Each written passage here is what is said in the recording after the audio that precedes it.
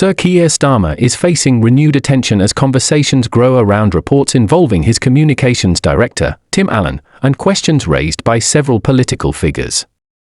The situation has sparked a broader discussion about transparency, accountability, and how government officials manage previous business interests while serving in public roles.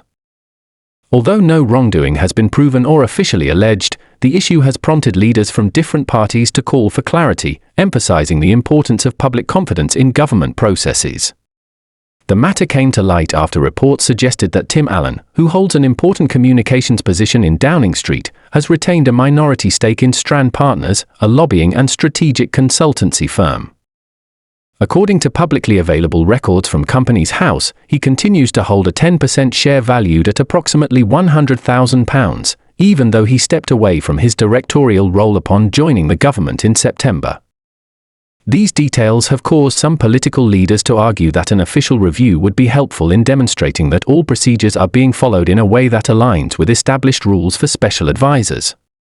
Their view is that when someone enters a senior government role, they should avoid not only actual conflicts of interest but also situations that could be perceived as conflicting with their responsibilities. This perspective is based on the wording of the Special Advisor Code, which clearly outlines the principle that advisors must ensure no conflict arises, or could reasonably be seen to arise, between their public duties and private interests, whether financial or personal. Several opposition figures have pointed to this standard, saying they believe the current situation merits review simply to reassure the public that everything is being approached correctly. The discussion gained further momentum when reports indicated that Mr. Allan has maintained conversations with Tom Baldwin, a strategic consultant who works with Strand Partners and is known for writing Sir Keir Starmer's biography. Some sources have suggested these conversations touched on political matters. While such conversations do not necessarily suggest any improper activity, politicians from opposing parties have said the public deserves reassurance and that greater clarity would help ensure there is no misunderstanding about the context of these discussions. They argue that when a senior government figure maintains both an advisory role and a business interest linked to a firm involved in political consultancy, it becomes important to communicate the facts clearly so that trust in the process remains intact. Strand Partners represents a range of well-known companies across various sectors, including transportation, energy, and sports. They have participated in policy-related events, including Labour conference meetings in September, and their advisors, including Tom Baldwin, have been involved in private briefings with clients seeking to understand government operations and policies. Although this type of engagement is a normal part of consultancy work, it has also contributed to growing interest from political opponents who believe transparency is necessary whenever private sector advisors appear closely connected with public sector decision-makers. They argue that the public should always be able to see how boundaries are maintained between the two spheres. Green Party leader Zach Polanski voiced his concerns publicly, saying he believes the situation deserves further explanation. He noted that if someone working at the center of government holds shares in an organization engaged in political consultancy, many people might naturally ask questions. His perspective is that addressing those questions openly would help strengthen public confidence. Liberal Democrat MP Lisa Smart then revealed she had written a formal letter to the Cabinet Secretary asking for clarification, stating that transparency within senior communications roles is vital. She emphasized that it is important for the public to see that any personal business interest is being handled with complete accountability and that communications officials are free from even the perception of undue influence.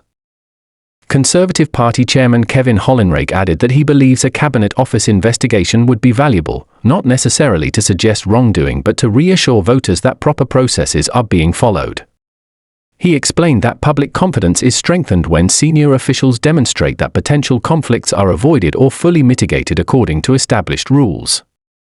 His position is that openness is essential and that the public benefits from clear information on how such matters are handled. At the same time, a member of Labour's National Executive Committee said that the party made commitments to uphold integrity in public life, and therefore it should act swiftly to clear up any doubts.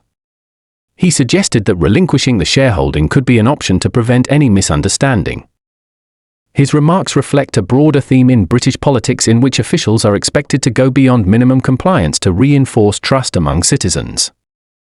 In response to these discussions, a Labour spokesperson strongly refuted any suggestion that Tim Allan acted to benefit Strand partners while serving in government. They described the allegations as completely false and emphasised that all interactions with Tom Baldwin have been in the capacity of engaging with a journalist, commentator, and author roles that involve appearing on television networks and covering political developments. They stressed that none of these interactions related to Strand partners, its business activities, or its clients. This statement was intended to offer reassurance that the government's communications team is operating with full professionalism and respect for established guidelines. The Cabinet Office also issued a statement explaining that a strict and thorough process exists to track potential conflicts of interest for special advisors. This process ensures that any financial or personal ties are reviewed, assessed, and appropriately managed before an advisor begins their duties. They noted that Tim Allan followed all required procedures before taking on his role and that these procedures are rooted in widely published rules contained in the Special Advisor Code of Conduct. The Cabinet Office also pointed out that lists of advisor interests are made public annually to ensure transparency for journalists, researchers, and members of the public. This openness is intended to build trust in how the government handles such matters. Meanwhile, Strand partners addressed the situation by clarifying that Tom Baldwin works with them purely in the capacity of a journalist and biographer. They stated he does not handle government relations for the firm and his involvement with Strand does not include lobbying or influencing government decisions. They also explained that Tim Allan sought official advice on how to manage his shareholding before entering Downing Street and followed all guidance given to him by the Cabinet Office. According to the firm, he does not receive any financial benefit from their operations and does not participate in the company's decision-making process. As the discussion continues, the situation has become part of a broader conversation about how political figures transition from private sector roles into public sector responsibilities. This issue, which appears regularly in modern politics, often drives debate about how best to maintain public confidence while allowing individuals with professional experience to contribute effectively in government. The current conversation appears to reflect the natural tension between the need for experienced advisors and the need for clearly defined boundaries between their previous and current roles. The matter remains centered on principles of clarity, trust, and openness rather than accusations of misconduct. As political leaders, journalists, and members of the public follow the developments, many agree on one core point: transparency is key to ensuring public confidence in the democratic process. Providing clear explanations, reviewing procedures where necessary, and openly communicating how potential conflicts are managed all contribute to a healthier political environment. For now, the discussion continues, and the focus remains on ensuring that every part of government operates with the sense of integrity that citizens expect, helping maintain trust in public institutions and reinforcing confidence in the standards that guide those who serve in leadership positions. To stay updated on the latest developments, don't forget to like this video, subscribe to my channel and turn on notifications. Thank you for watching, and see you in the next time.